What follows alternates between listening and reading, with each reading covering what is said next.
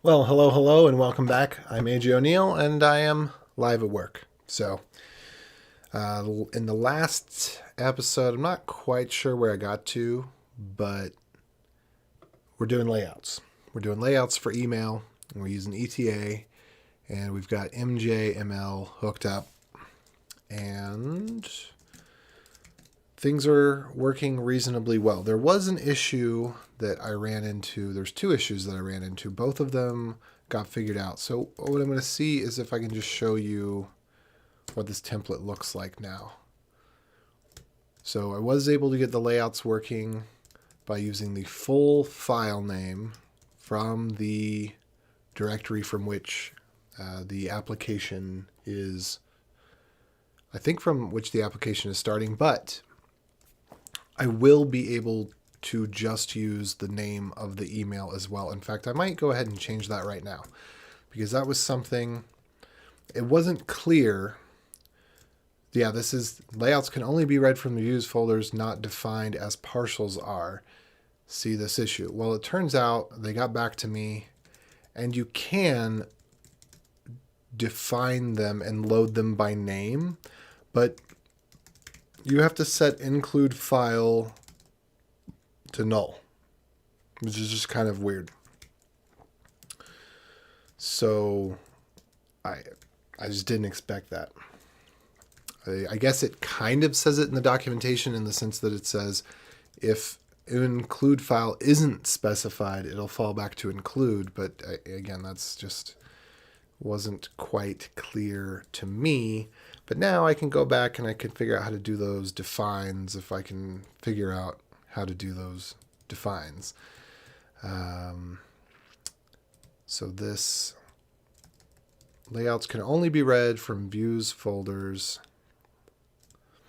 Let's see, it can be read from views folders by default, but can only be defined as partials if when include file is unset. Let's just say like that. I mean, that makes sense. I can keep that comment there. And now, what we want to be able to do with the name, let's see. I forget how it was. Let me see. I've got the example repo that I created. Let me see if the example repo has those defined. Because as we move things around, I would much rather define it myself than, I don't know, maybe I'll leave it. But in general, I'd rather define it myself than have to worry about which is the working directory and all that inside of the templates. So let me see. I think I might have just commented out. Nope, I didn't. So I'll have to go look that up again. It's under partials. It's this bit right here.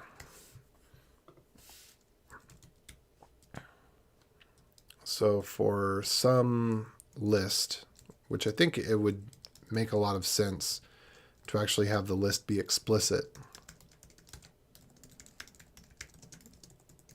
we're going to want to go through and take name and we're going to define it as name. We're going to have fs.read files. I'm going to go ahead and just use read file sync. And here we could define that we want to do this from layouts. I guess wherever this is. So we could do we have path in here already? I think we do. Yeah. So we could just say path dot, maybe resolve would be the most correct one to use.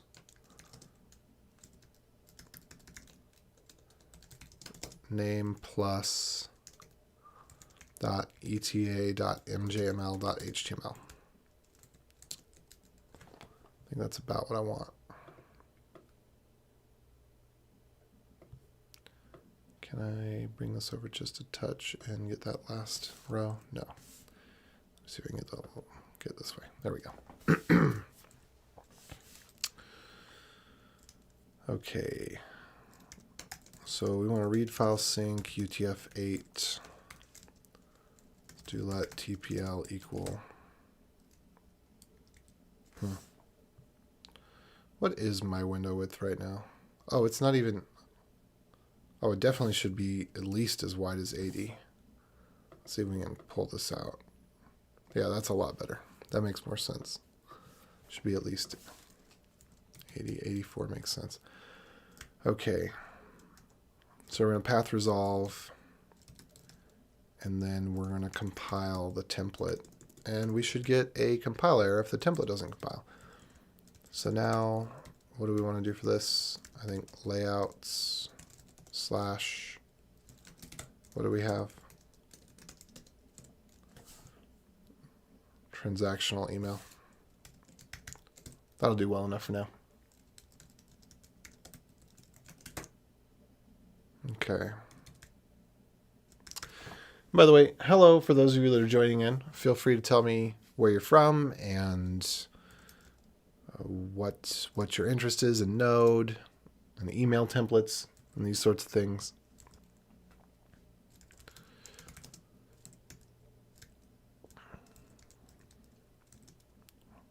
All right.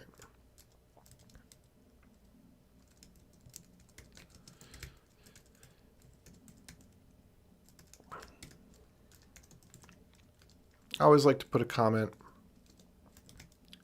that shows when I have a couple of different variables or things joined together, I like to have a comment that's descriptive of what it comes out to be when everything's joined together and everything. Yeah. We probably want TPL dir here.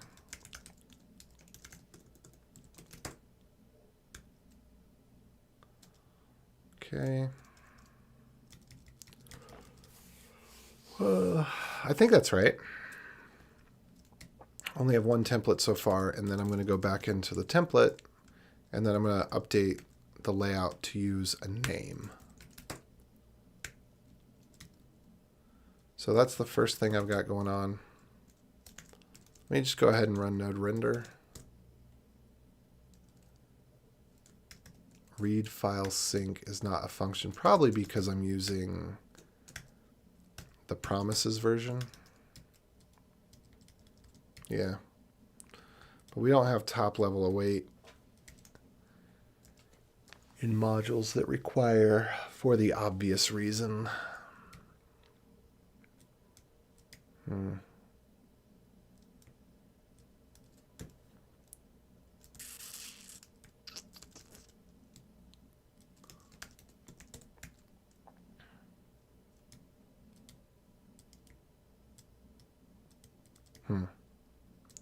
Well,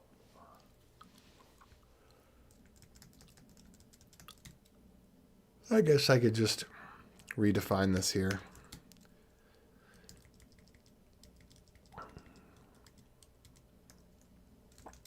And this would be fine.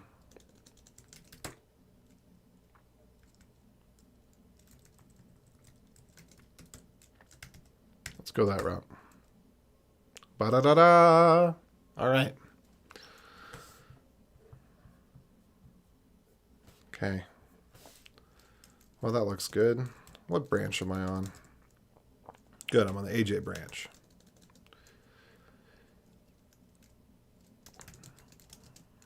So many branches to delete.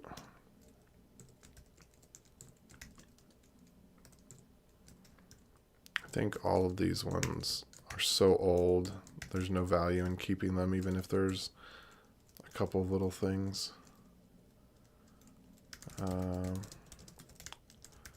They're clouding up my view.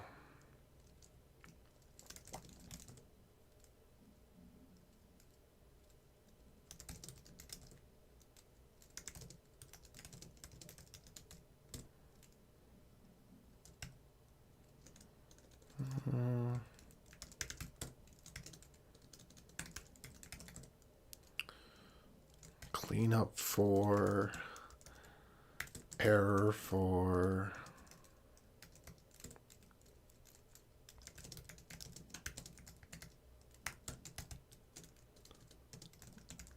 I just need to get rid of some of this stuff because it's just so old.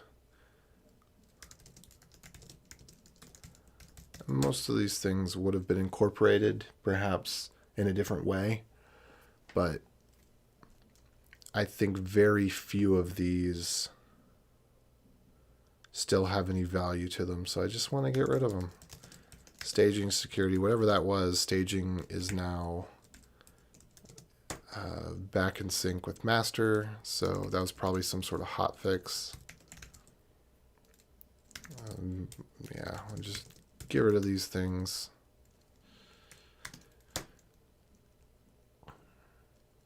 Oh yeah, the express async, that was done a long time ago. And I think we're ready to get rid of the auth 2600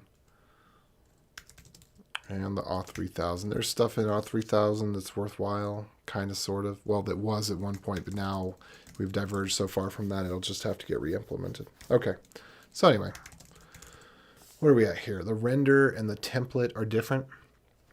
Hey, thanks for joining in. I'm AJ. What's your name?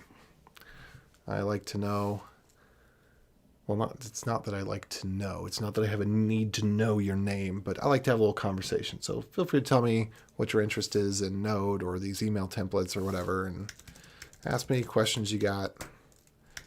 It's nice to have a little bit of chat while I work, and I'll answer other questions too. If something's a little bit off base, that's fine. But I do, let's see, try to stay on topic a little bit, or I might defer some questions if they're a little bit out of scope. Okay, so I've got my render. The render is looking good. Let me just double check on this. Render is looking good. And I thought, for some reason, I was thinking that I wanted to go into the master branch, but I don't know that I do. I'm working off the right place right now. So we're good there. What was the next thing I need to do? So we've got all these email templates, whole bunches of them. Let me understand a little bit better what partials are. A partial is just an include, right? It's the inverse of a layout. Yeah.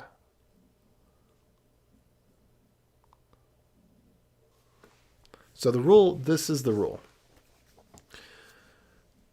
There should always be an equal number of opening and closing tags when you're dealing with any sort of rendering that's HTML or XML or of that nature.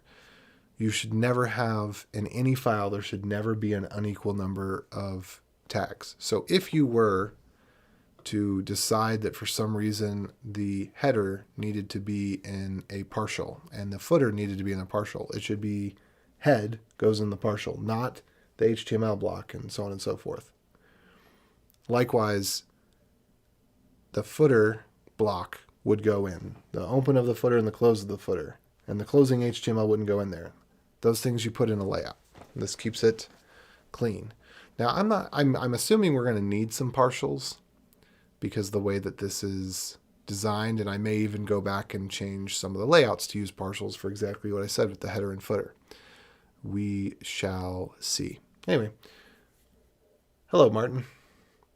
So what is, where are you from? That's an interesting last name there. I'm going to assume that, well, based on the fact that it's 1:23 a.m. and that you have an interesting last name, that you are probably not in the United States. We don't have too many people that keep the accent marks in their name when they come over this way.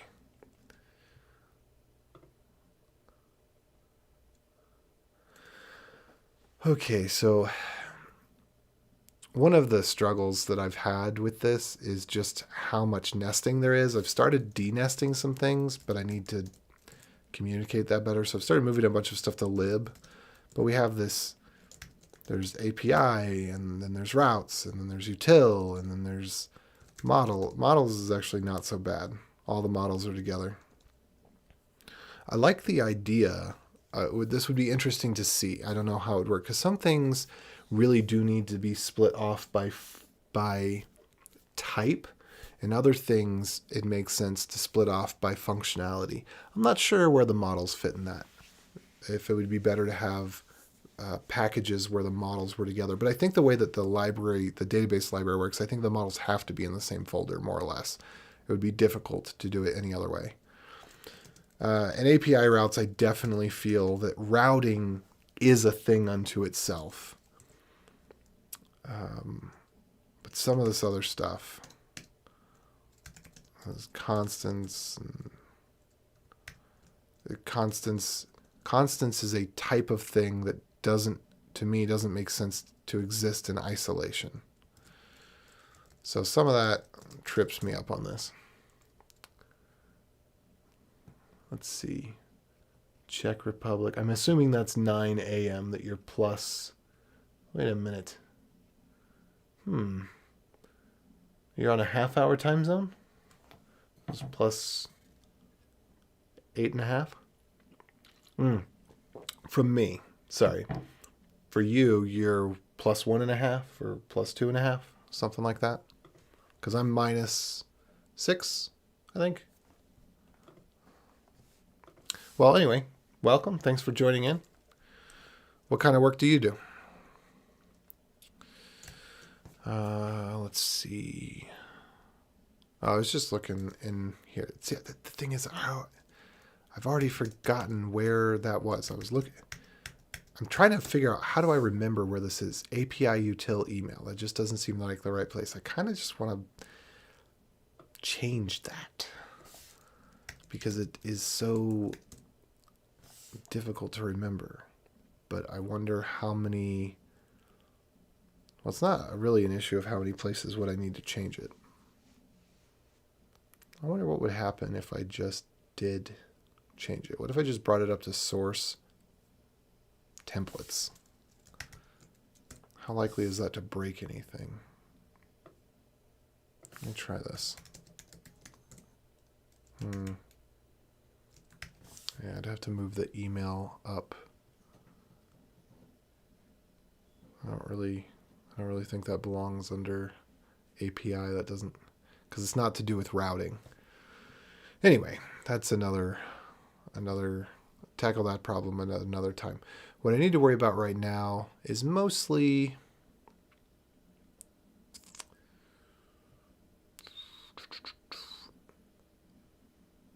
let's see, how many templates do I have that I need to work through? Yeah, really, I guess I could just say, let's look at EJS. Let's look for EJS.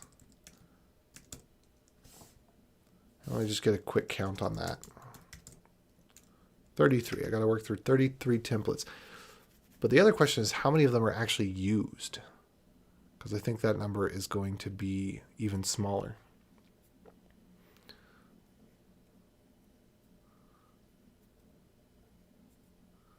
Ooh. You saw a few of my exciting videos. Which were my exciting videos? And why do I code in Vim? I guess I'll turn that question around and say, why do you code in whatever you code in?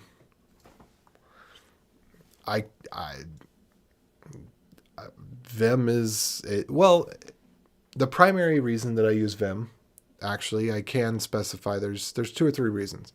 One, it's incredibly quick for me. Well, it exists on every computer. You're never going to log into a computer that doesn't have Vim. If you were to log into an Apple Watch, Vim would be there, right? 2, it's incredibly fast for me to get set up because of webinstall.dev Vim Essentials, which is a package that I created, but it just makes it so, boom, all the stuff that I need to have Vim work really, really well, minus 1 or 2 customizations that I might make, all very sensible things right there. And it's just fast and lightweight. So that's why I use Vim. But the primary reason is that it's so portable. People that use VS Code are really not shooting themselves in the foot per se, because it's kind of become expected in the industry that if you're a front-end developer, you don't know how to use a computer, and this is okay, which I find kind of perverse. you should know how to work with files and folders and do a search and things like that, because it's good. It's easier for you to work with the computer if you know how to work with it. So that's my strong pitch for Vim, is just why skip on learning how to use the computer? Because I think that's why people don't use Vim, is because they don't know how to use files and folders. They don't know how to do a search. They don't know the basics of using what I consider to be the basics of using a computer. Being able to open a web browser and check your email, I would not say are the basics of using a computer. That's not using the computer. That is just using an application. The computer, basics of the computer are how to interact with it and do tasks and change a few settings. Anyway, let me see. But writing user stories, that sounds kind of cool.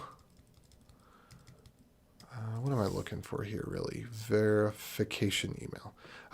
What I'm looking for is how to find which templates are used. So really what I think I ought to do, first of all, reports pieces. I don't think I need any of these. Let me get rid of that. And for what I really want to do right now, what do I call this? Oh, what do I call it? util.txt. Let's call it EJS.txt. And then I'm going to create another one that's called tmpl names.txt. And what we're going to do is I'm going to strip all of this out. Let me use a colon instead. Up to that point. Yeah, I think I'm just going to strip all this out. There we go. And then I'm going to strip out the .ejs as well. Whoops. Yeah. So now I stripped out all the .ejs. So now what I'm left with, and we don't really need the partials. I'm going to get rid of the partials. Well, no, I do want to see what partials are used. So I guess I'll get rid of the leading partials bit here. Partials. If I could help, it would help if I could spell. There we go.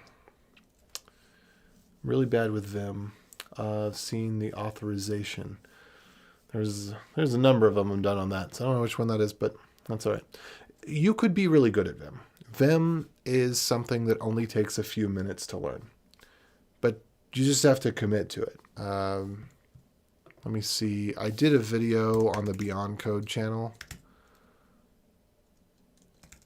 Let me see if I can find that real quick.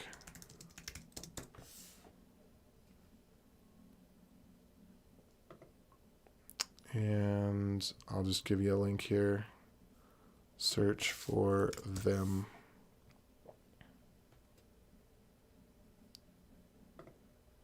Oh, no, don't do that. Stop. Close player. There we go.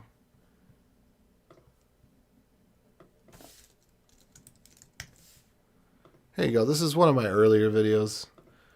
It's not super great.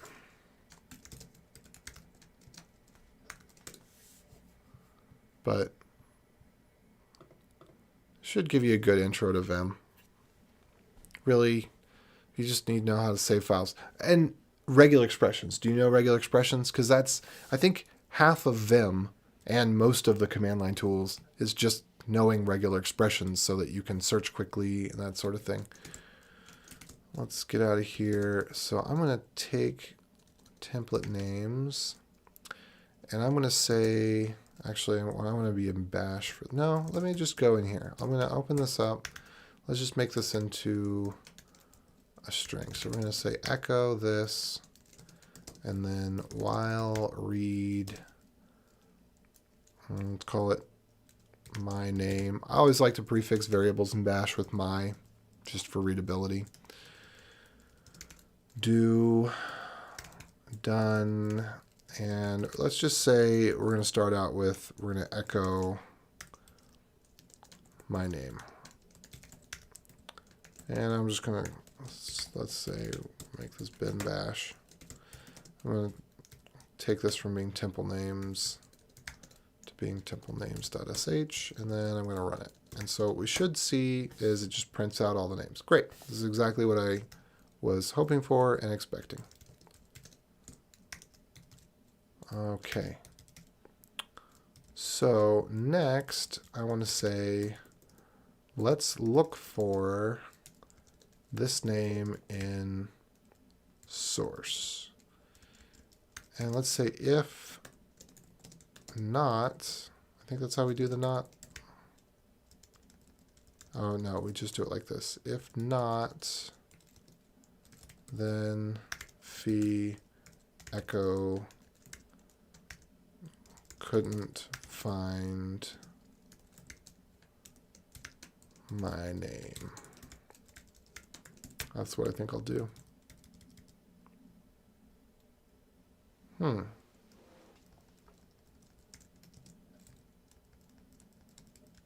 That's good to know. I love having shell check. Makes... All right, Raffle. When it comes to regex, there are two kinds of programmers. I'm the one which can write very basic regex using any of the marvelous online testers. Regex is something, again, I think that the core things, I would say, I guess the problem is resources. A lot of people who like Vim really love Vim, really, really just love it. And they want you to drink from the fire hose. And I don't think there's maybe 20 or 30 things I know how to do in Vim. So most people would consider me a novice, and I've been using it for 10 years, and I've only learned how to do really somewhere in the realm of 10 to 20 things. I think the basic things that I use every day, there's about 10 of them. And then I know a few of the others. I don't even think I know how to do 30 things in Vim. And same with regular expressions. I know maybe how to do 10 things with regular expressions. And I don't worry about most of the other stuff. I just do really simple things fairly well. And I don't write regular expressions that... It's very, very rare that I write a regular expression that's longer than... I don't know. Sometimes they're longer because I have a specific word match that I want to match an entire pattern when I'm doing a find and replace, for example. But if I'm matching a thing, maybe a long regular expression would be 20 characters long. And if it starts getting longer than that, often I'll break it down. I won't do long regular expressions. I'll say, let me get it broken down by this much with a simple regular expression. And then I'll have another regular expression to parse it further. I won't do any of the crazy stuff where there's branching inside of the regular expression, because regular expressions are basically a very terse programming language. So in a sense, you have ifs. You don't really have loops, but you can kind of have loops. But usually the situations that you have loops are considered to be vulnerabilities because they don't work out well. Let's see if there was any could not find in here. Okay, couldn't find contact us. That's what I really want. Let me just get rid of these for a second. And say, let's send this all to dev null.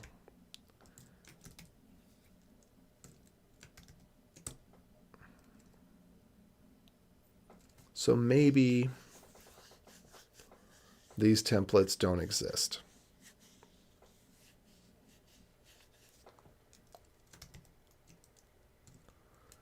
So actually what I want to do is search for this my name in EJS.txt. That's what I really want to do.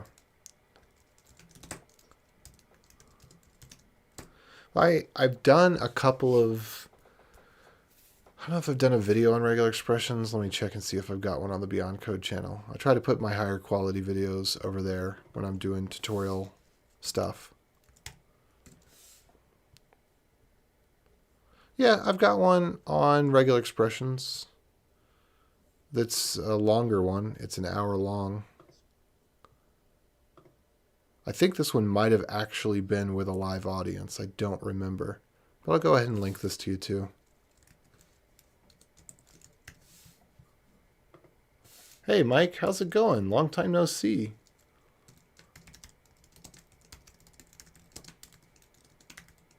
Whoops, that was supposed to be ups, not stars, but whatever. Oh, Sean. Wow, I got a ton of people on today. And Sean, if I remember correctly, you're out in Aussie land. Was that right? I shudder at the thought of regex. I got pretty good at it years ago, but now I've forgotten many of the search expressions. Well, I think you gotta get good at it again. Just at less of it. I think this seems to prove itself less and less, or not less and less, over and over. It seems to prove itself that doing better at less leads to better results. It happened with the steel industry and the mini mills. It's happened with ARM processors and phones and now desktop computers. Douglas Crockford does it really well. You're not paid to use every feature of a language. I'm thinking that maybe part of the problem with all of these things is that there's too much trying to do it all. And you might actually be better off just doing less.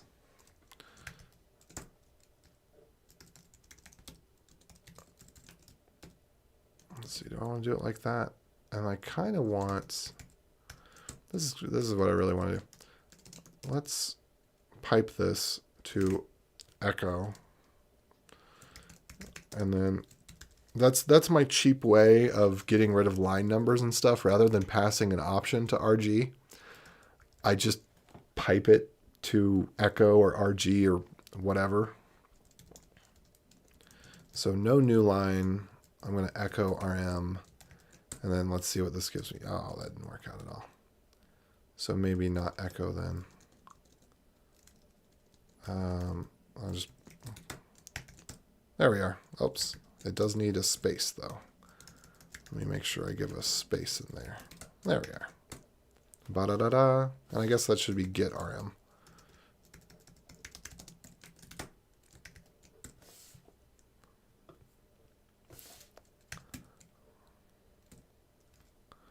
Okay, and I will get feedback on whether or not this is correct. But I suspect that it is. And now I should run this again, because now I may get different results now that I've removed those files. So let's see.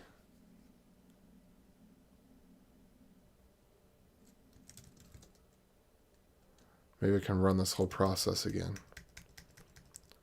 So let's say, what was I doing before?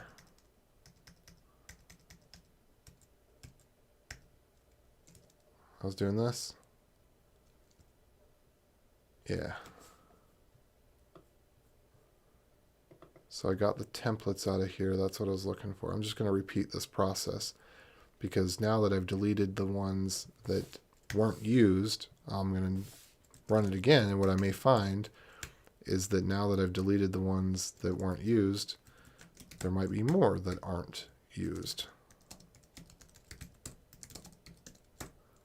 Okay, so here, let's see, what do I actually want to do? I think what I want to do is just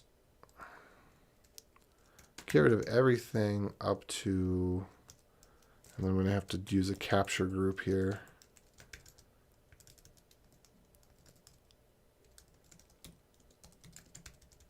And this is just going to have to be probably word characters and hyphen. And then we want to replace that all. Oh, and then that would need a plus, of course. And then in the capture group. So let's see. Dot star slash. Do we need that? Okay. Unix regex are not as nice as JavaScript regex. There's more escapes that you've got to use. So let me do this in the simpler way. Oh, no, this should work. I just get up to the last slash. That should work perfectly. I was overcomplicating it. Boom. Done. Okay, so now... Well, actually... Let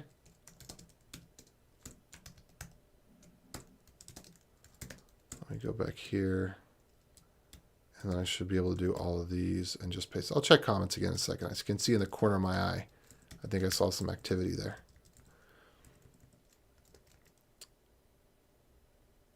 You got this, you got this, you got this. What is that I have? Martin. Martin says he's from, I think you can scroll back in the comments. I don't know if you can scroll back in the chat, but Czech Republic. And unfortunately, being an American, I don't know much about the rest of the world. We're isolated on this little island off on our own, you know? But we kind of are, though. We are kind of isolated because we have the states, and unfortunately the states are not as diverse as they ought to be because our federal government has taken over in the same way the European Union is trying to take over everything.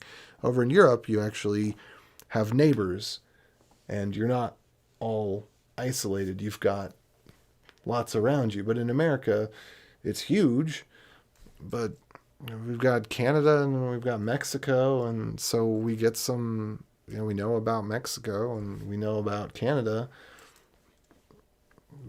but they're mostly, Mexico's for vacationing and Canada's for, I don't know what Canada's for, hockey. And, it's not so culturally interesting. We don't, in Europe, you vacation and you travel all over the place, I guess, if you're fortunate enough to do so. All right, what happened there? That did not go the way that I was hoping for it to go at all. Let's see. So if this comes back negatively,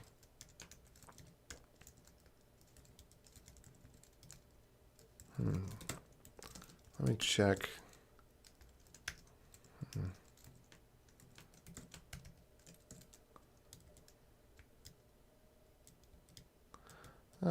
Maybe we don't want to have all of those EJS there. Maybe .EJS. I think. Well, here's a good tip, by the way. In a lot of the regex tools, if there is an S, the value that comes after the S is your separator character. So you can use /, which is the traditional one to use, but you can also change it to colon or several other characters. So a lot of times I like to use colon because I'm doing find and replace on file paths or URLs or whatever. Okay, let's try this again. Okay, cool. So I'm satisfied that what has been removed is all that needs to be removed. So I'm actually going to reset the render and the TPL, and I'm just going to make a commit. We'll just call this a chore or refactor. I don't know. Clean up junk. Remove unused templates. And I'm trying to think of a way that I could be wrong about this, but I think that it's pretty clear. If this string is not referenced anywhere, then that template's just not used. Okay, so we've got that one, and that's good. So that didn't put a big dent, but at least that does limit it a little bit in what I need to go through. So, oh. Wait, was that? Okay, they were deleted. Good. And then let's see with the render and the TPL. It's cool to be an American.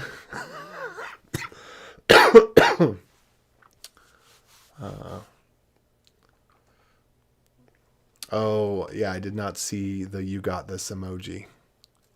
I actually don't know what that is. I'll look that up real quick. You got this.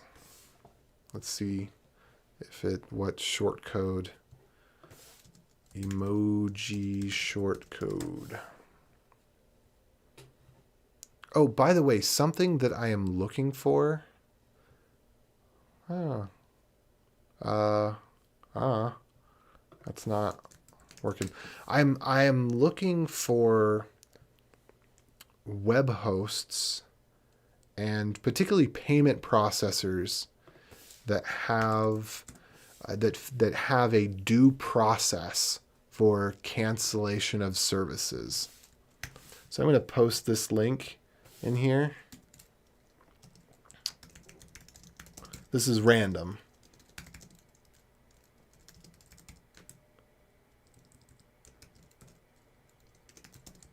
It's not entirely random, but it's a little bit random.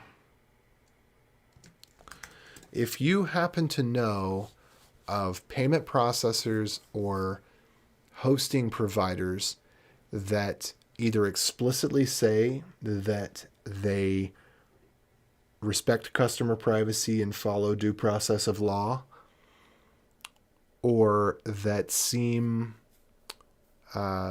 rather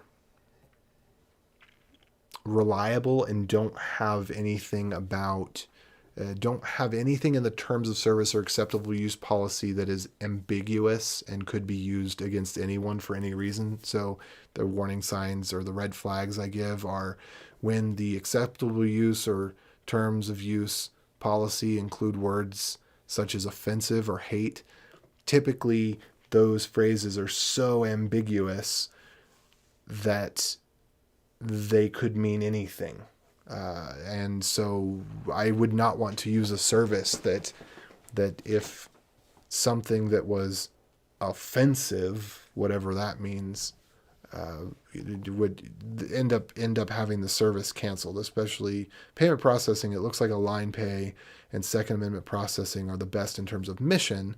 They're very clear about what they are trying to do, but they don't look like they have nice APIs in the way that Stripe does.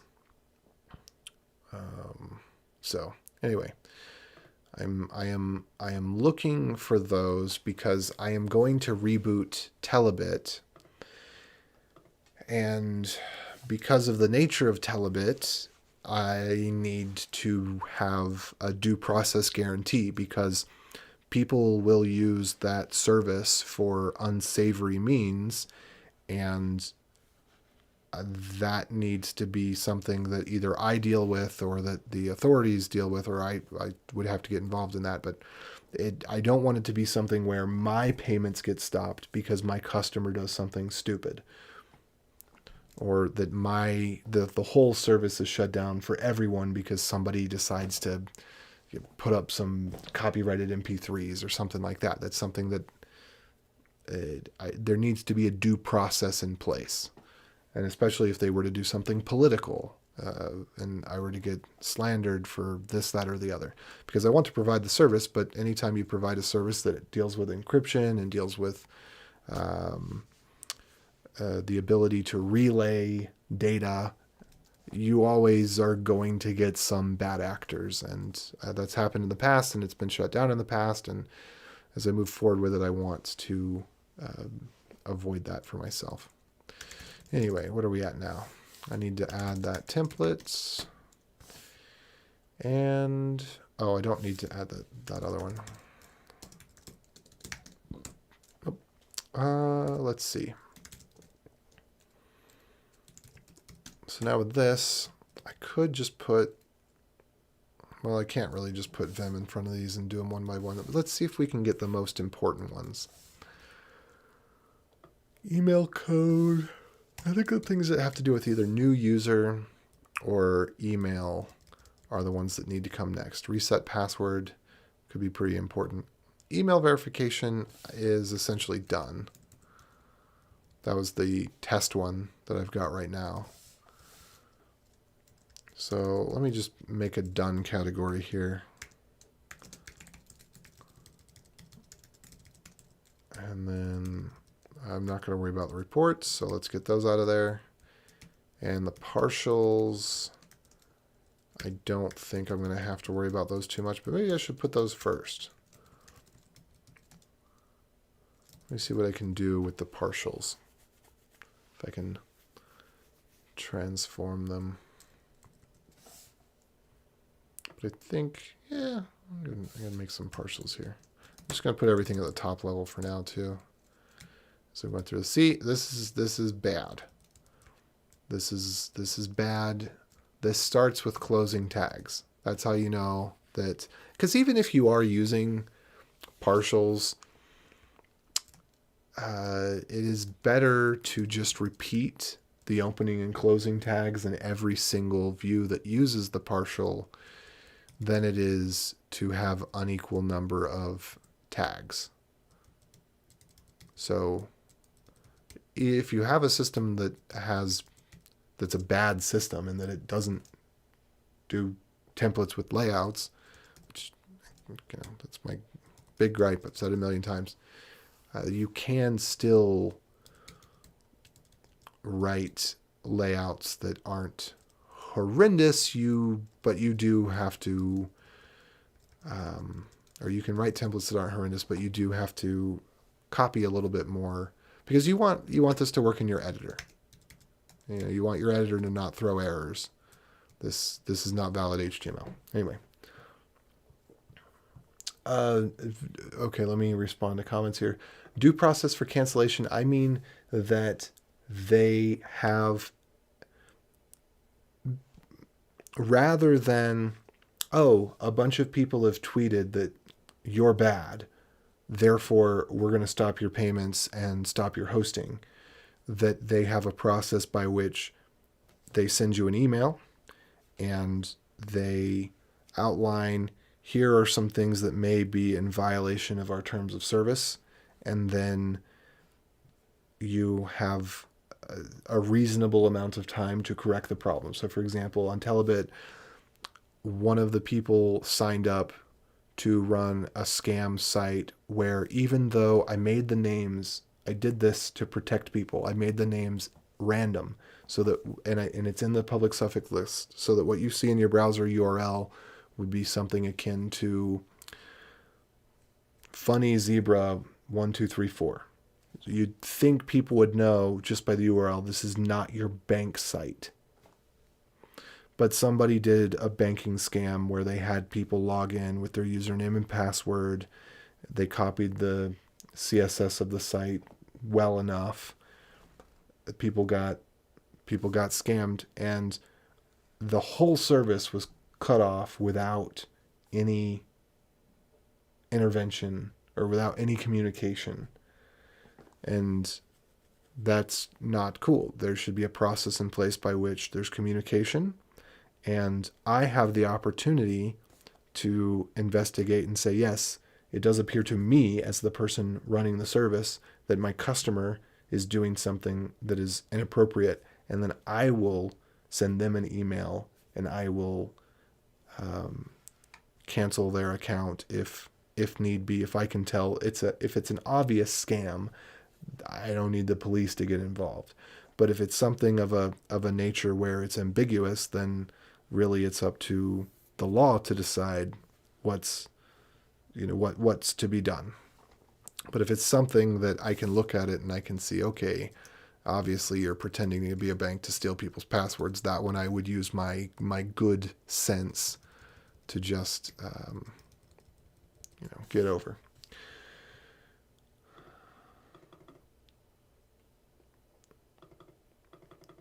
No, using Cloudflare wouldn't be good enough, because Cloudflare in of itself, this is the thing, Cloudflare could just cancel anybody for any reason, right? I don't want to use anybody that's big tech unless they explicitly have a policy that outlines what their process is, and it is a fair and due process, and it doesn't have anything to do about whether or not someone's offended or feels their feelings are hurt. Okay, let's see. So I think I've got this one done pretty well. I'm going to go back to this template. We're going to create a directory called partials here. I'm going to go back to this template, and I'm just going to move layouts, transactional email. Okay, it's in layouts, transactional email. I'm actually going to move this footer.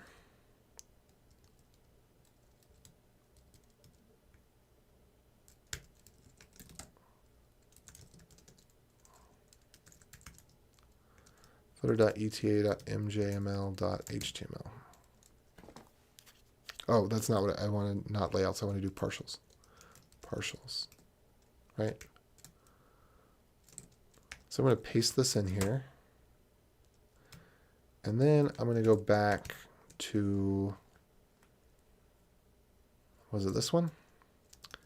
And I'm going to put in, I think, I don't remember, what is it? Include like this, maybe? And then put in partials/footer. Let's say it's like that. And I'll go look at the documentation here to kind of see. Include partial name and data. But do I really need to put in any partial or any data into the partial? I want to see about that, because I was kind of assuming that a partial would have, ETA has an it. I was kind of assuming that the scope would just be, oh, but in this one, the data is not defined. No. Include partial speaking data. That doesn't look like it's doing anything funny here. So it says include data, but that doesn't make any sense, because there's no data. That doesn't make sense. I don't think it's necessary to specify data. Okay.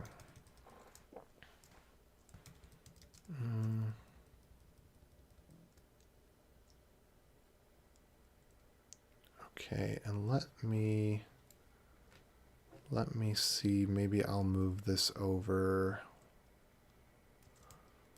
I'm a big fan of don't repeat yourself, but I'm a big fan also of I'm a bigger fan of a little copying is better than a little dependency. So really I'm just doing this more to try out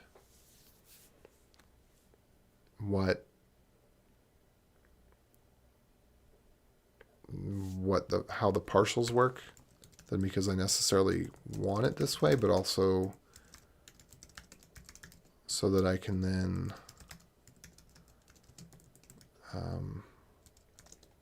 knock the partials off my list to say, yeah, I'm replicating it in a similar manner. So header.eta.mjml.html. Let's just paste that in there. And that's good. And I want to swap these out. I am going to swap them out with variables. And I'm not going to stay up too late tonight, because I need to get some good sleep in.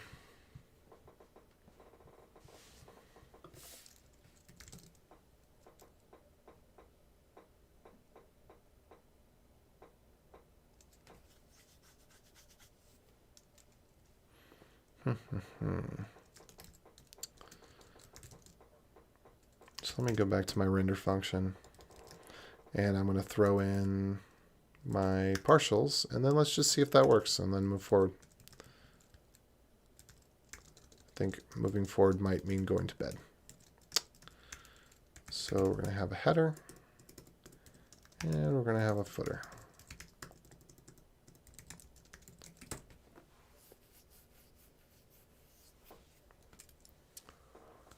And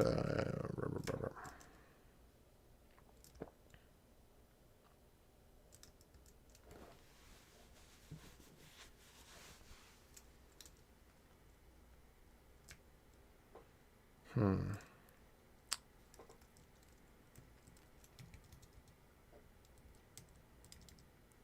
let's see if this still renders out nicely. Huh.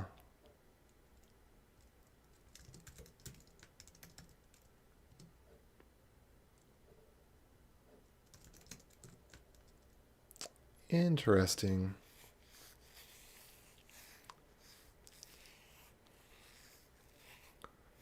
So I don't like that. So with the layout, the data passes through automatically.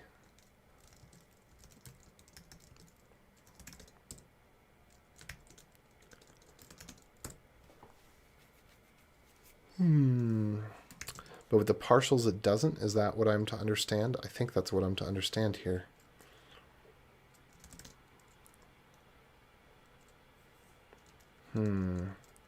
So then what would I do? I'd go into my layout and I'd include, I don't know what I include. I guess it. That's not what I wanted. I can see why it wants to do that. I don't want to do that. The whole folding over bit. All right, let's see if this works now. Okay, cool. So that's acceptable. I get that. All right. And okay, so the header and footer are essentially done. Let's see where suggestions used. Source API util.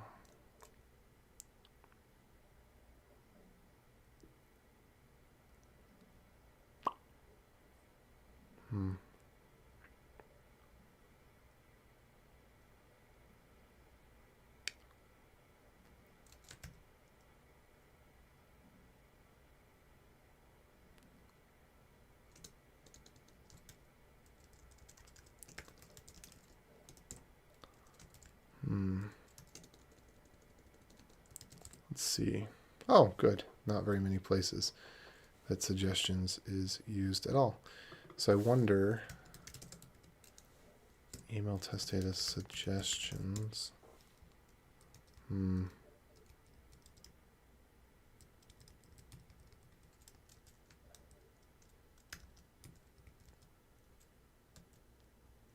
don't see this actually used anywhere. There is another place where it could be used. I'll have to ask about it. But I think the way that I'm going to ask is by submitting a PR where this stuff is deleted. Well, maybe not. Yeah, this other stuff seems like it makes sense. What is this? Bob?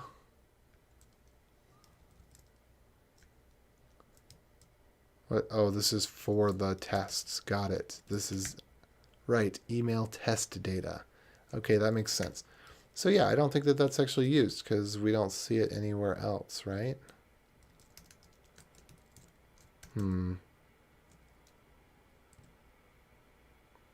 Well, anyway, when I do the PR and I've deleted a bunch of stuff, then I'm sure that it will be just as well. I think, let's see, we need to look at include and source API.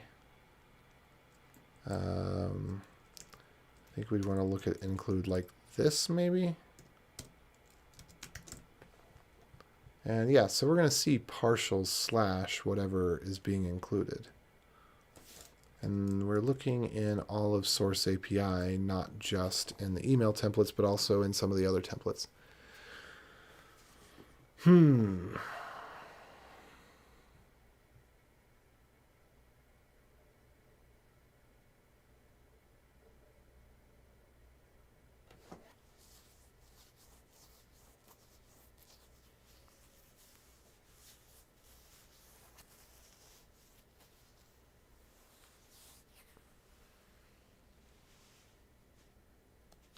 Okay.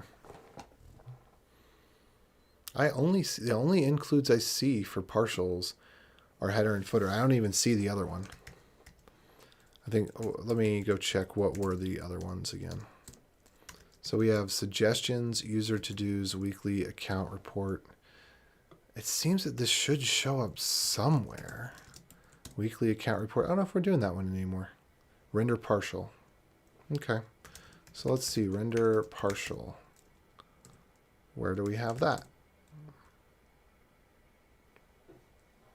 Okay, I don't see suggestions, but I do see user to-dos, account to-dos, weekly account report. And is all that represented here? User to-dos. Oh, okay. So I must have done something a little off because I don't see account to-dos in here.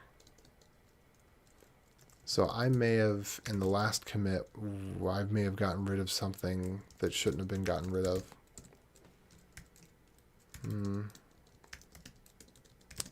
Email partials. Whoops. Too many layers deep. Oh, account to-dos is in there. Okay. I just didn't capture it here for some reason. Maybe I deleted it. Is it down at the bottom? No. Okay. All right, well, let's just take a look and see what this is anyway. I have a feeling that this will be fairly palatable in the sense of opening and closing. Yeah.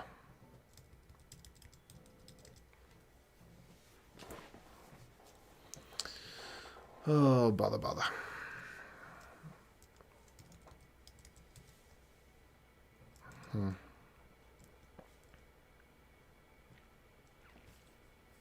So one weird thing, in email you have to specify a font size in pixels. You can't use point. Email's so hokey. It's just insane to me that after all these years we still haven't fixed it. Okay, I think I'm going to leave that one alone. Just kind of surveying the landscape here a little bit. Let's see what this looks like. And yeah, I'll have to talk and see if those even go through. But it seems that I've narrowed this down quite a bit at this point. So these are the things that need to get done. I should go ahead and just send a reset email and see what that looks like. I'd like a better way to document what's inside these things. And I think the IT kind of does that, because I can just search through all the templates for IT dot, and then that will reveal to me all of the variables, which is, there's a number of reasons that I think it's really smart when you do templates to not bury the scope away, or hide the scope away, I guess would be more appropriate. Most template systems, it seems that they hide the scope away. And I don't think that there's any benefit to this. There's no benefit in saving keystrokes. There just isn't. So this is reset password. Yeah, this one's pretty simple. Now, what do we want to do about resetting the password? Let me think about that for a second.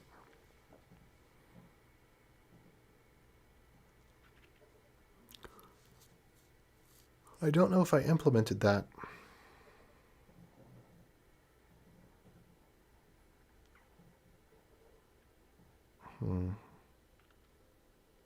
Can you reset your password once you're logged into your account?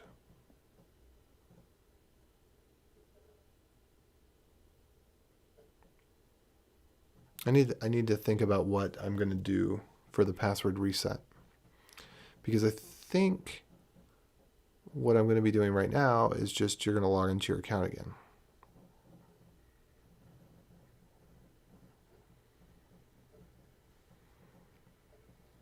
And I think what we could say is if you've logged into your account within a certain number of minutes, you can reset your password. And then you'll get an email that says you did reset your password. Yeah. Okay, so I'm not going to worry about that one right now. Notify password change. Yeah, we've got that one. Oh, and there's the parcels for account to-dos. It was hiding.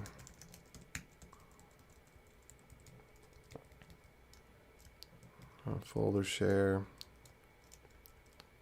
Signature request. Uploads. I guess email code. But I think we kind of already... Didn't we... We did that with verification. Yeah, I don't think we need this one anymore. Let me take a look. Whoops.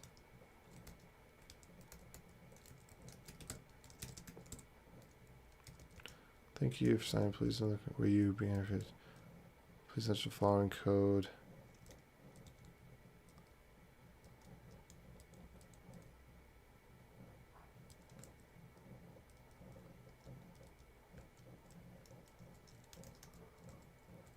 Yeah, this one, we've replaced this with just verification email. So let me look for where this is. User confirmation.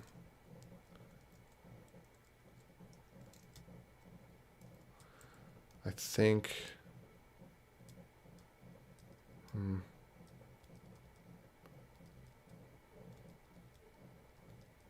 I think we just delete this at this point. Send confirmation email. Try confirm user.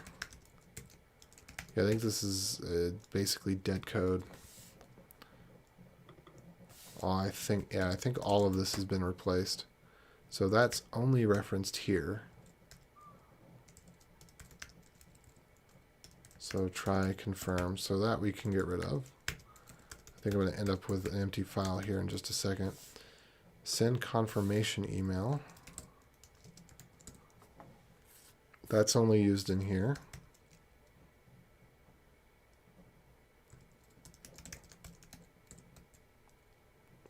Okay, check confirmations. I don't think that's going to be used anywhere other than there. Okay, so check confirmations is gone.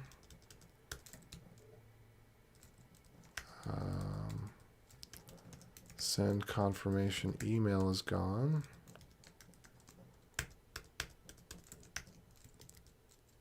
And generate code is not the same thing anymore. Let me just check for that. Generate code.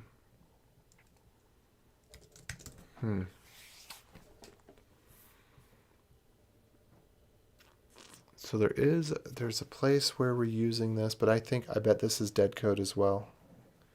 Generate confirmation email. This is dead. So I just need to follow a couple of paths here.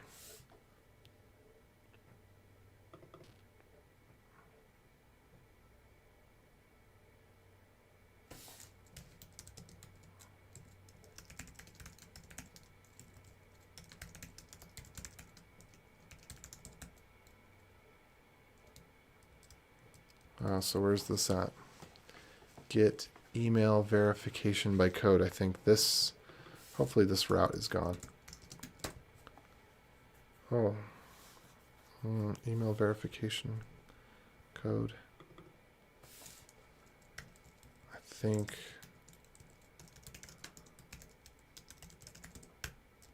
that's gone.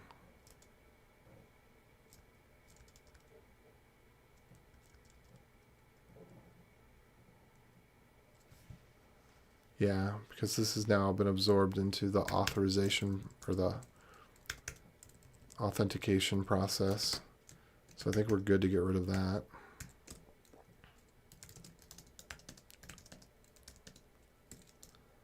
Or get email verification code. Yeah, let's go ahead and just knock that out.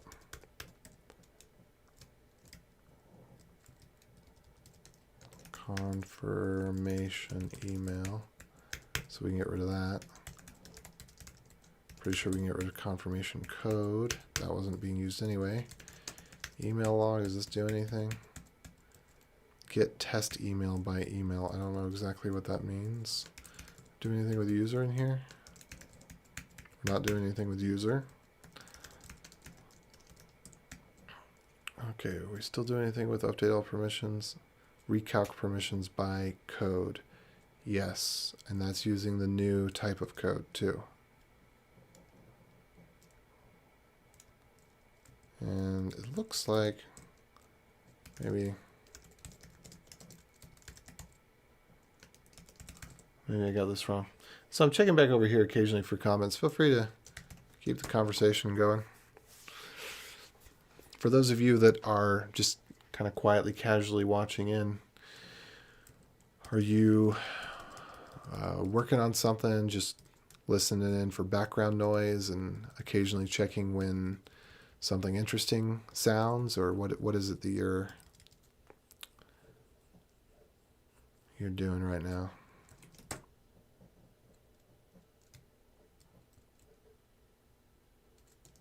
Test render recommendations.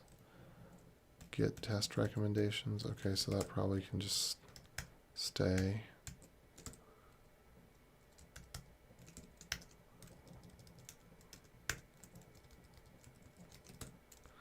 Get GitHub commit. I don't think this works anymore.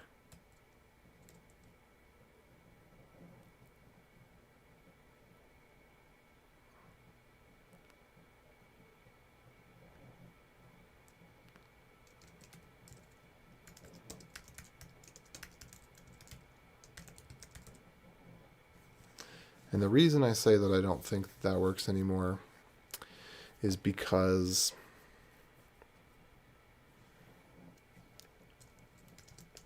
the deployment doesn't actually deploy the Git files.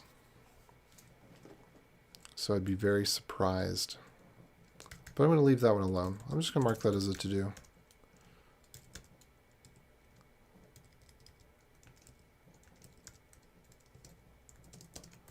Remove GitHub commit.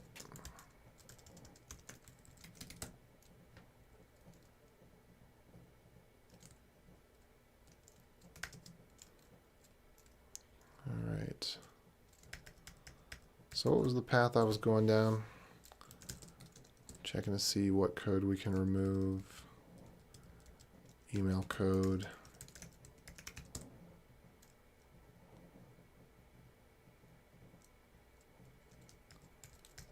And then there was a couple of files I was thinking maybe I can remove a bunch of stuff from them. Public was one of them. Was user confirmation. I think it was another one. Confirmation code. Create confirmation code. Yeah, I don't think we don't use that anywhere. Let me just double check. Well, it's not exported either. And then I was looking for generate code because that's the only thing that's exported here is generate code. And so the question is, can I just get rid of that as well? Oh, this is the path I was following. Let's see. Confirmation email. Create user. I don't think we create a user this way anymore. Let's see.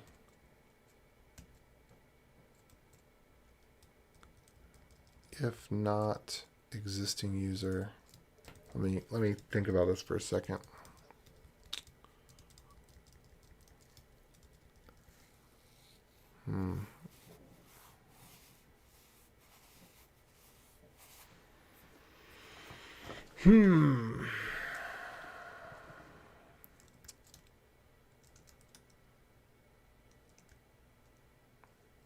Is create exported here? Okay, so do we ever use,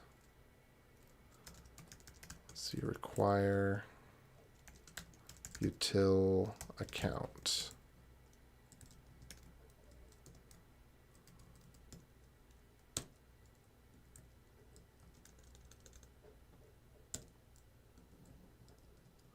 Oh. Are we using single quotes or double quotes? Single quotes. Oh, that one. Duh. Let's go ahead and do double quotes here.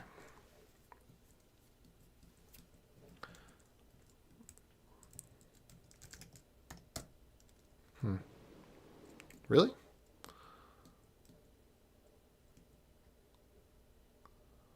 This is really not used anywhere? We're not using util account?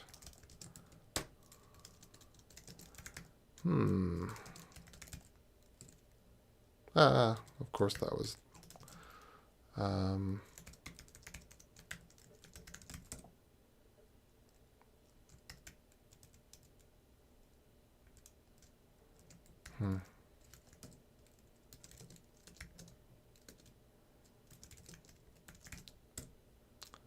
I think it would be awesome if we're not using this, but I would imagine that we are. Update account by ID.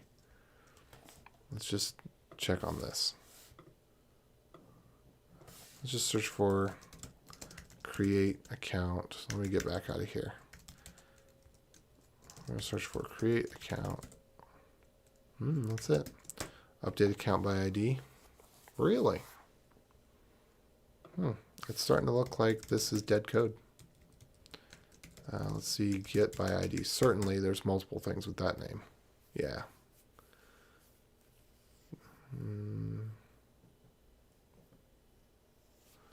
But it appears that this is dead code.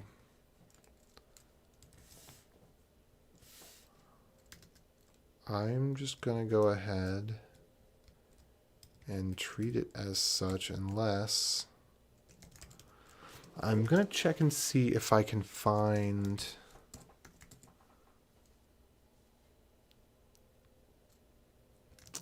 a require.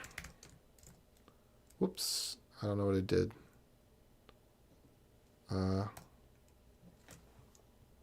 Can we go back to not so taking up the whole screen with that? A little bit? Okay.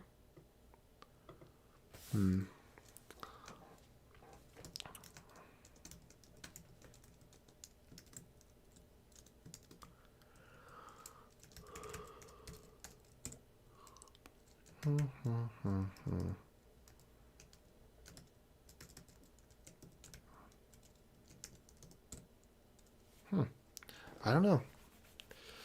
I think I'm just going to delete it and see what happens.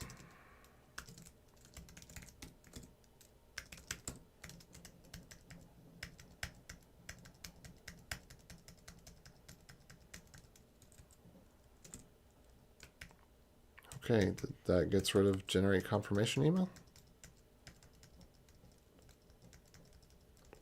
It seems that perhaps it does.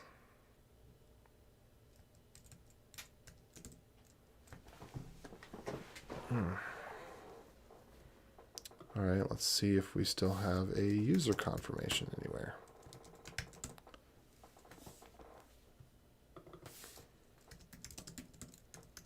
Generate code.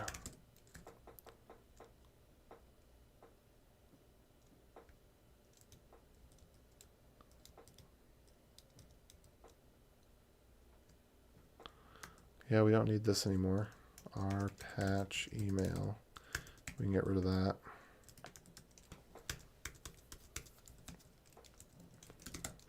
Let me just double check our patch email.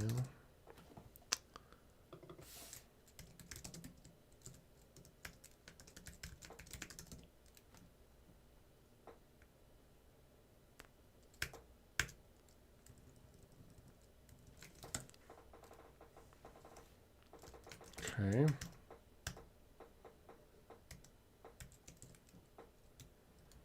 Delete email, get email. This makes sense.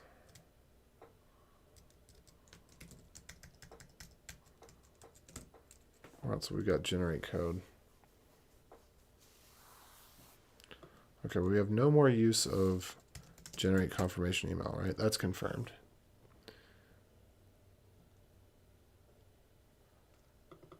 And yeah, you can feel free to ask questions that are out of band. I'll just get to them as I get to them. And I will answer that one about hub in a second. Get RM. Yeah, we're just going to get rid of this. And then let's take a look at the user profile. Generate code. That's not used. Send template email. Thinking that's probably not used. Check in HubSpot. this one's still used for something. Okay. Session log. Do we need the session log here? What is this doing again? Getting profile? I guess, why are we doing that? I might want to ask about that. User access. Single query here. Oh yeah. So this is where we're listing accounts for the user. Got it. It's clear why we have the user there. Let's see what moment's used for. Yeah, okay. Maybe that's a okay. Checking up, so get by user ID, get user by ID. Okay, so I understand why that's there in util. Okay, feature changes. Let me just get through a little bit of this, and then I'll answer the question about hub.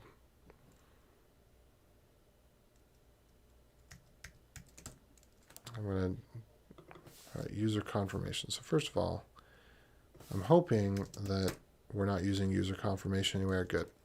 So I can just delete that file, probably. I'm going to take a peek inside of it just to see what's there. Random-ish. It's a good name. Confirmation code not valid. Okay, good. So yeah, we can get rid of all this.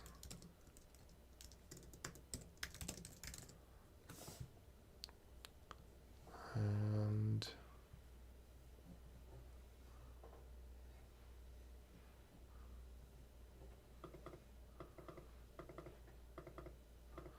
again, I'm going to reset the render and the TPL, and I'm going to add API routes here, and then do refactor, delete unused code.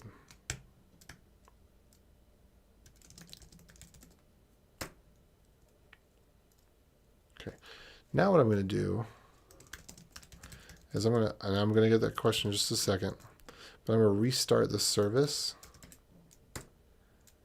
and then I'm going to check the logs over in my other window, just because I know that there's a couple things that have been added to the logs recently that need to be removed still. That, well, this is dev, so it shouldn't be showing anything sensitive, but just in case, you know.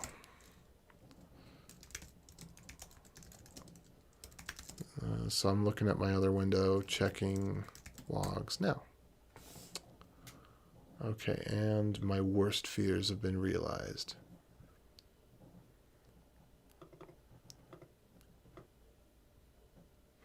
Interesting.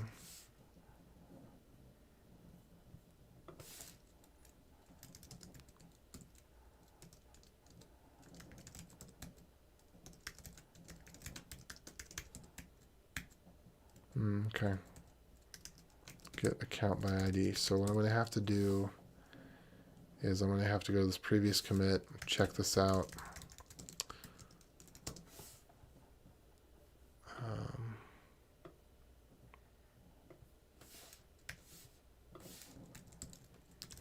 And then go in here and delete a couple of things. Confirmation email. We can get rid of create user. We can get rid of create. We have to keep get account by ID. And I think that's it.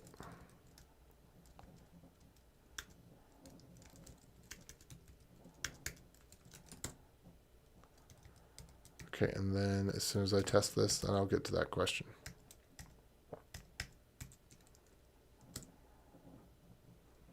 Okay, I'm looking over.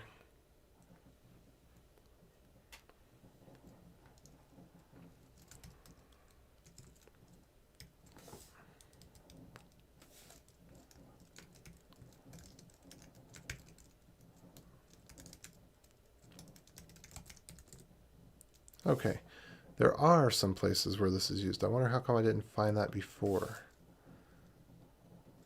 But it's all get account by ID, get account by ID, get account by ID. And then we've got account utils. And let's see what this is used for. Create. Okay, so I should not get rid of the create function, as I just did. So I need to go back and check this out again. And the reason I'm holding off on answering that question is because it's probably a longer answer.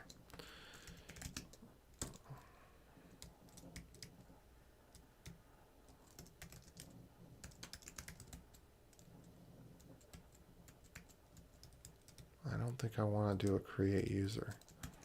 I don't think that should be possible. If not existing user, then create user with new account. Let's see if I understand this. Create user, try. Where's existing user? Where's that at?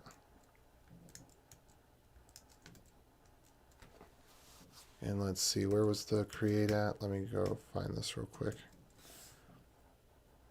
It was right here. And so account utils create user. Okay. So we're guaranteed to have an existing user. So let's just go ahead and remove this. And then we can remove this. And then we can remove this. And we can remove this.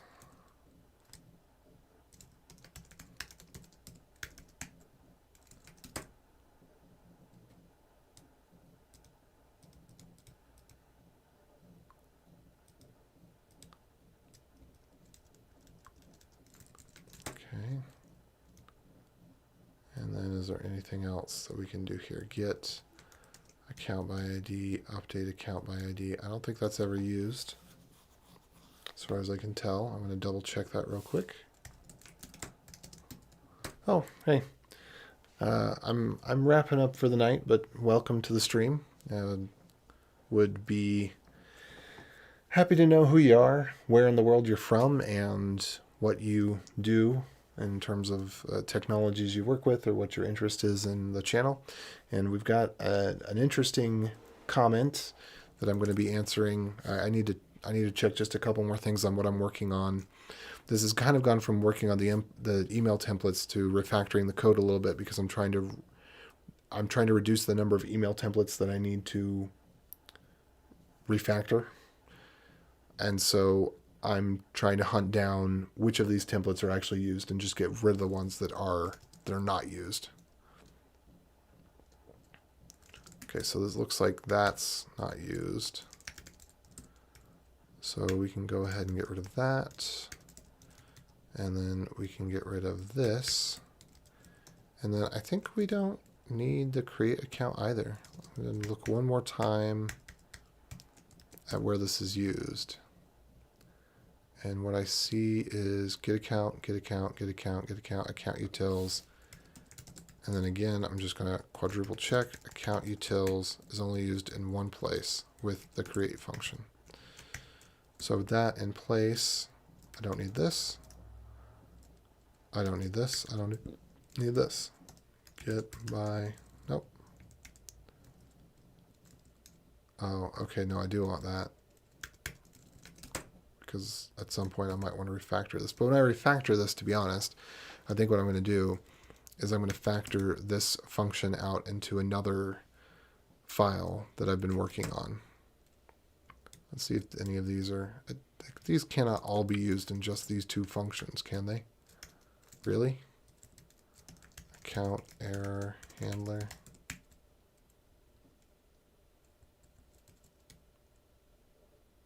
Maybe they can. So we're using transaction.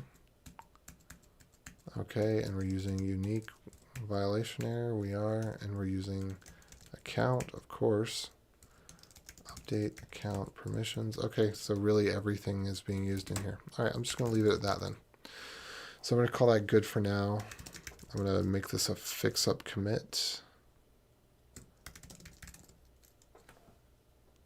Yeah, I'm just going to do git commit -m fix up, add back some account stuff. And I'll squash that away later. Okay, so I'm still working on the hub project. Let me bring up what we're referencing here. So root projects, well, actually, the rootcompany.com/hub. This is the project in question, the Secure Personal Cloud. So this has had a really rocky history, and there were some legal issues, there were some financial issues, there were some legal issues with the financial issues. I retain most of the intellectual property for this. Everything that's particularly important, I was able to get. Because this is from a prior company where the business partnership went sour and I didn't protect myself adequately. And anyway, so the concept of building out the personal cloud, yes, this is still very much in sway. And if we go here, there's actually, this is the code repository. I don't know. I need to.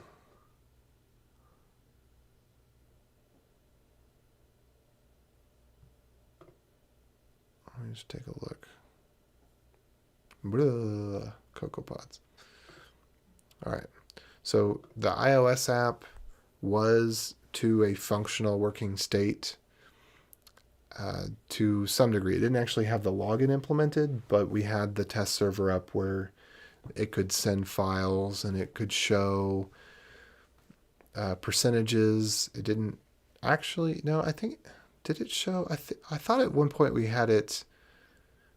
I think these screenshots were taken earlier on because I think we did have it where it would actually show the preview of the photo that was being synced. A lot of debug information in these screens, but you kind of get the idea. This is an app for backing up photos, particularly photos and videos on your phone. This is the reference app for a good use case for Hub. And so this code exists. It is outdated. As you can see, most of it hasn't been updated in 3 years. And the idea of being able to host your own website and that sort of thing is still something I'm very much interested in doing and building on. But I've just taken a really slow approach to it because there's a number of problems. Essentially, in order to have a home server, you have to rebuild all of AWS, but optimized completely differently for a multi-tenanted solution. And it's you can't use any existing service provider to build this. And this is also in line with what I was talking about earlier with getting hosting that has due process. Because if you want a device like this to work, there is no real peer-to-peer solution that works. It also needs to be convenient. People need to be able to use it in a conventional way. So we want people to be able to have a domain, and to be able to buy a domain. That means that there has to be a domain registrar. Now, I cannot become a domain registrar. That costs, you have to have positive cash flow that's in the realm of, I think it's $50,000 a month. I don't remember what the requirements are. But there's stringent requirements on that. You cannot jump into it. But we have to partner with someone that provides a reseller API that also follows due process so they don't just go shutting down things willy-nilly. And GoDaddy is probably the best API, but they shut things down willy-nilly. They don't have a due process. Name.com goes through Enom. Name.com has a great API. I haven't heard of Enom shutting people down willy-nilly, but that may be because more services are implemented on the GoDaddy API because it's a better API. Anyway, So you have this really strange conflict of you're trying to provide services, you're trying to give people hardware, you want the service cost to be really low so that there's not monthly fees, and you have these legal issues that you have to deal with. People are going to do things that are undesirable, and you're trying to get them to do that as much as possible under their own name on their own hardware.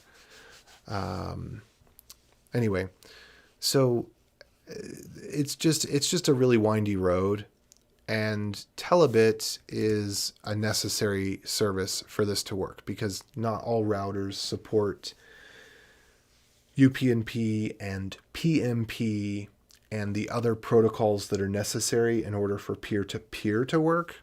So you need to have this baseline secure relay.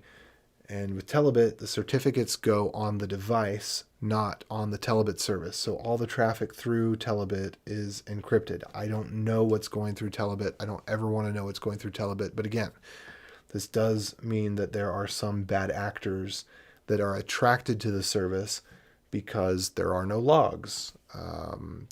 Well, there are some logs, but the data is encrypted and the logging information is relatively little. And anyway, so it attracts some bad actors, which is unfortunate. And that could be enough. I've thought before about just turning the service offline, but thankfully it didn't get to that point. And now I'm getting to the point where I want to expand it. But this is foundational to this. So there's just a lot of pieces that have to be built out. Another thing that's missing, which I would really love help on if anybody wants to help, but it's technical skill. It's not a walk in the park. These things are fundamental internet technologies. But another thing we need help on is getting the mail server set up, because you can't use any existing mail service because the way that they charge is by domain. If you're going to allow people to have their own domain, then you need to be able to handle, at the very least, with just the first few customers, dozens of domains. No existing mail service is set up to work this way. So we need to have our own mail server, and we've got that halfway done. We can send emails from arbitrary domains. We cannot receive emails on arbitrary domains, and the documentation is not very good. All of the scripts and code is there, but the person who did it was not very disciplined in documenting along the way, and so it was redone 3 different times, and we still don't have the core documentation. Unfortunately, the way that I reacted to that, finding out that we didn't have documentation after 2 times of getting the thing set up, and then that we were missing the incoming mail, I think I came off, I was definitely frustrated and angry because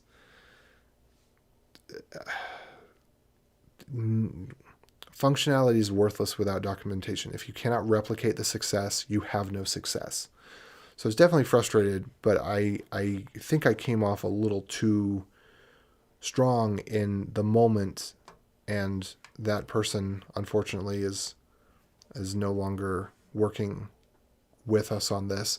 And at one point it was on a paid basis, and at another point it was on a volunteer basis. So I was particularly upset that during the period that it was on a paid basis, it never made it to documentation, because that should have happened.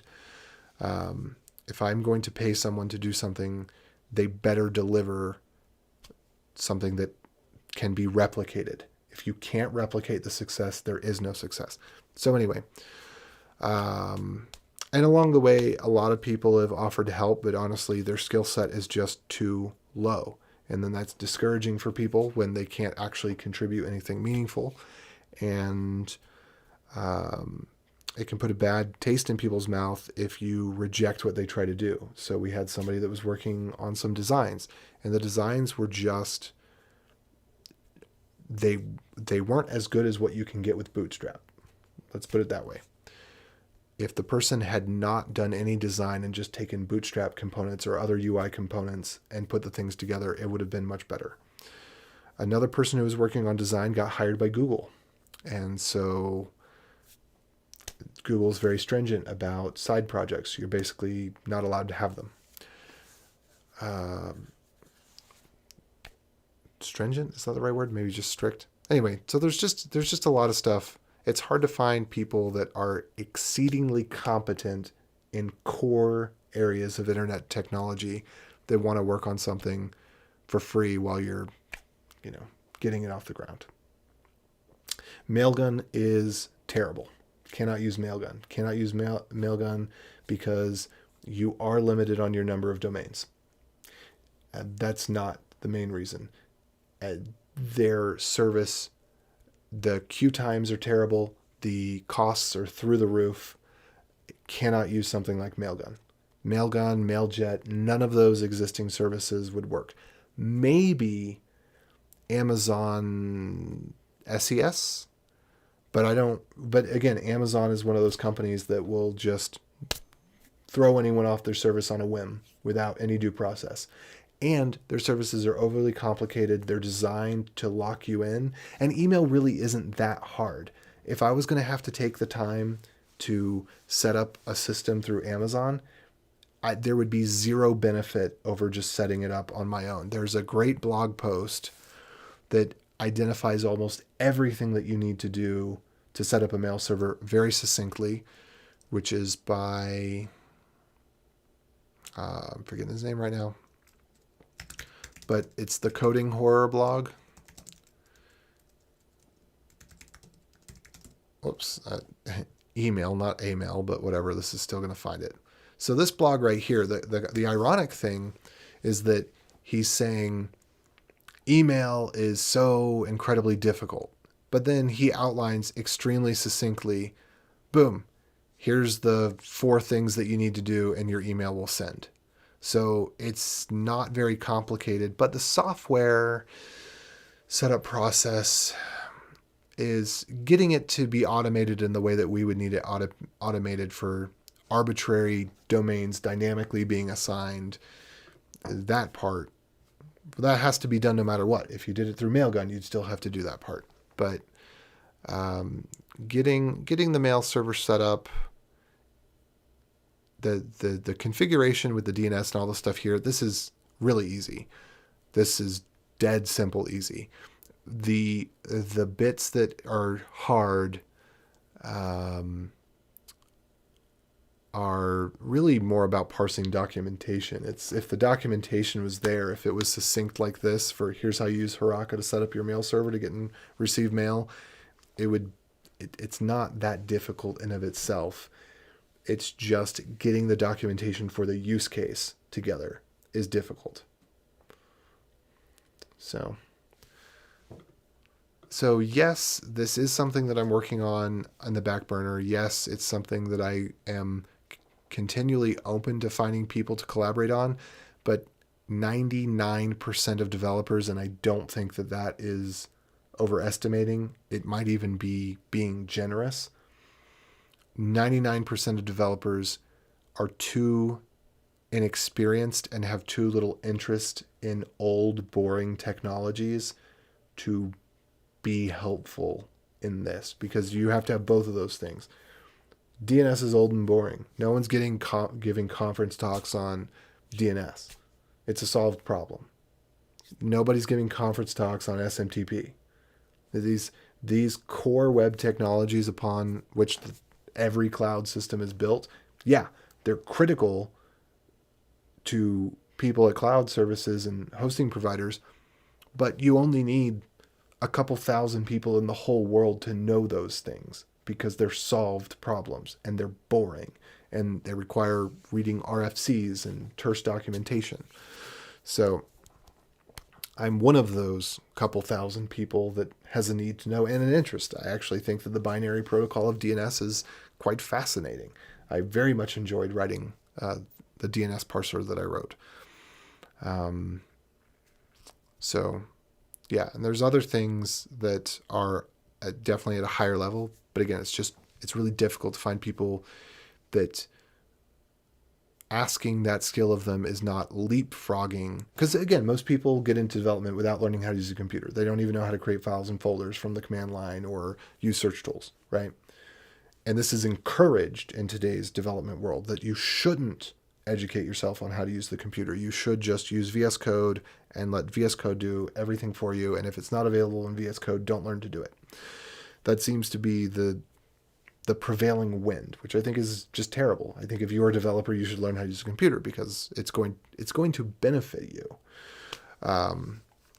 But so you have to have computer skills. You have to have internet skills. Again, cloud companies are incentivized to make it sound like it is impossible to change a DNS record. That it's just so mind-boggling, hard that you've got to use, which is really ironic because if you look at Amazon, the AWS, everything about AWS is way more complicated than what you'd have to do with any other service. Pick any other service, any task you want to do. There's nothing where it's easier on Amazon.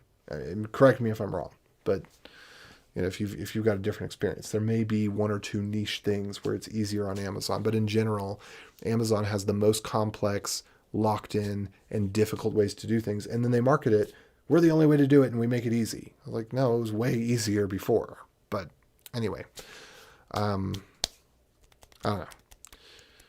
So yeah, if you know people that are interested in working on things that aren't sexy, that require a high degree of skill because they care about the idea of personal freedom and privacy and ability to communicate without borders, send them my way. If you yourself are interested enough that you would dedicate some serious time and effort. But here's the other thing. I've taken people on for mentorship in the past and said, okay, well, you've got, you really love the vision, so let's bring you on. But then I can either be mentoring or I can be working on the product. And so when I have the time to work on it, and part of what I've been doing with Bliss, the whole encryption bit that I've been working on with Bliss, is going to make it into these things as well. And the payment bit that I'm going to be working on with Bliss, that's really just a trial to work up to Telebit and get the payments in Telebit. So the ball will get rolling on this eventually. But anyway, I don't know how, if the mentorship is I have to hold someone's hand through every step of the process and I don't have, of my free time, I don't have the time to do any of the other work. I don't know what to do. I mean, we could do a pair programming type of session where I code and you ask questions, which is kind of what this is more or less. But yeah, taking on people that are too inexperienced and trying to mentor has, for the purpose of working on this together, has been frustrating and not led to great outcomes because you just, the background's got to be there. Anyway, it is 3 a.m. I got to get up at 9. So that gives me 6 hours of sleep, which is less than what I need considering I've been doing that for a while now. I didn't do my catch up on sleep like I normally do on the weekends. So I'm going to go ahead and get to bed. And I'm going to do a whip commit on these so that I don't lose what I've been working on. And I've got this stuff still here. Let me double check that it still renders. Yeah, this still renders. And let me double check that if I restart the server, and this is the dev server, so if it's not up first thing in the morning, whatever. Okay. All right, that looks good. So yeah, I'm just gonna say git commit whip in update layout introduce partials. And then this is on my AJ branch, right? Yeah. So I'm just going to push that. And then I don't know why it didn't get rid of the auth 2600 already. Oops. It's not fully merged. I'm going to go check that out real quick. I'm pretty sure it is fully merged, or rather that the capabilities that are available there have been made available.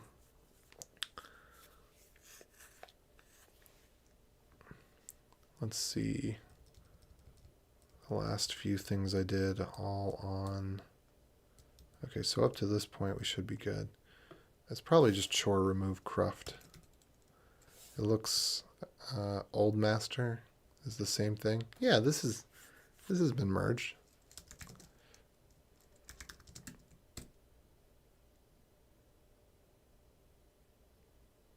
Yeah, I'm almost certain of it.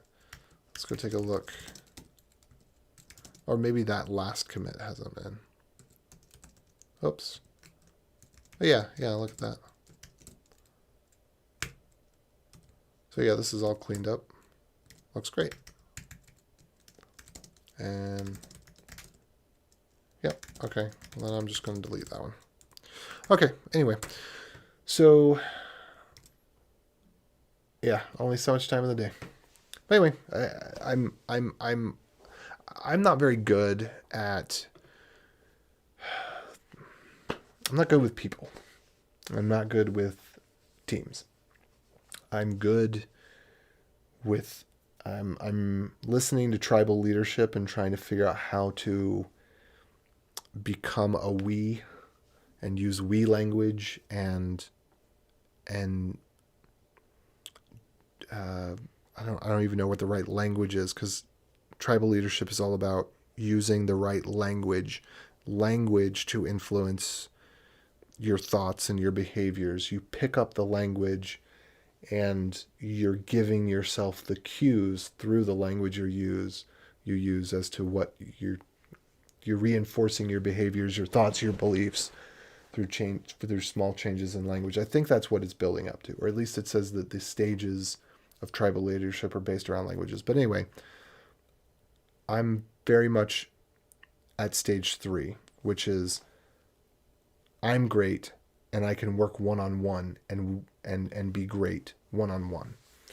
I am not in a position of we're great and we can accomplish things together as a 2 or 3 or 4 group.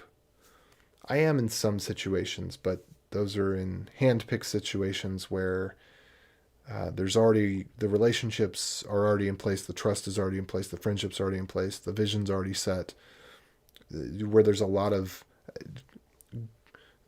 the type of environment that I'm in right now. I don't understand the way of being that will lead to the greater success. I am trying to learn that. But I am interested in getting more community around this, but I've never been good at community. I'm good at the onesie twosie. I'm good at delivering a product. I have, 50 million downloads a month on NPM. This is NPM in total. I'll just show you. Let me go here. So if I do npx how NPM am I, and this is not going to give you the full view because there's a number of packages that for various reasons. There we go. So I get 100 million downloads a month on NPM. So I can publish stuff, I can make things that are useful to people, but none of those packages has a community around it. And that's why I don't have 1 billion downloads a month, because I'm not good with the community aspect. And it's a 10x improvement when you learn to be a tribal leader and to build community. It's a 10 or 100x improvement. And if I get to that stage personally in my own development and way of communicating and way of being, then maybe it'll be a lot easier for me to do something like this. But you've heard, even in my language, I'm talking about, I'm great. I know these things. I understand the core technologies, but nobody else is. And so I don't quite understand. I haven't gotten to the part in the book where it really helps bridge the gap. Because to me, there's also this matter of, well, it's just a fact is 1% or less of people have this aptitude. That's a small pool of people to pull from. Well, 1% is a huge pool of people to pull from, but it's, percent of a percent, because 1% of people are developers, 1% of them have these core competencies, so on and so forth. But anyway, I'm trying to figure that out. If I get the community a bit figured out and I can actually build community, then this could be, we could get some open source stuff rolling, but also it has to be commercial out of the get-go, because everybody gets pissed off when you take something that's open source and you start making it sustainable. Everyone wants to talk about, oh, we need sustainable open source, but the moment you try to make it sustainable, everybody gets pissed off and they want to leave or fork the project or whatever. So it kind of has to be an in crowd from the get-go, I think, in order for it ever to work out. And that it's got to be a paid product. Paid hardware is an easy sell. There's got to be some sort of freemium model where you could download part of the software on your desktop and be able to set up a home computer. That way the hobbyist can get into it. But people respect, and just think about yourself, people respect closed source products that are free and are willing to pay to get more features than they are willing to respect open source projects and donate to a cause. And when the open source project gets so big that it's being crushed under its own weight, they throw a hissy fit and leave to go to something that was always closed source. This is the crazy, irony of the human brain. We just do things that are so illogical. But if you've been around the block, you've seen this happen where some big open source project does something, people get ticked off, and they don't go to another open source project. They might fork it, but they'll go to a paid product. And the open source project is asking for payment, so you get mad, and you go to a closed source project and you pay that. But this is the way the world is. So this thing, although there are open source components to it, it's got to be paid from the start. As far as I can tell, that's just how successful products are. Anyway, that's all a bunch of thoughts and going off over there. But yeah, feel free to contact me with further thoughts on it. You've got some contact information on the root company page, as well as coolaj6.com, as well as the channel and all that. But with that, I really do need to get to bed. So thanks for tuning in. I really appreciate the conversation. I'm glad to have you, Sean, and we also had Mike earlier, and somebody who's Martin is new. He joining in for the first time. I don't know if Martin, if you're still on the stream or not, but it's good to see people that are coming back again. Really, really nice to build that relationship and community, I guess. Glad to have you, and if you liked it, give it a thumbs up, share it with somebody, invite them to subscribe to join in on future episodes. And if you aren't subscribed and would like to subscribe, hit the bell for personalized recommendations so you get the good stuff. And with that, I'm out. So thank you. Adios.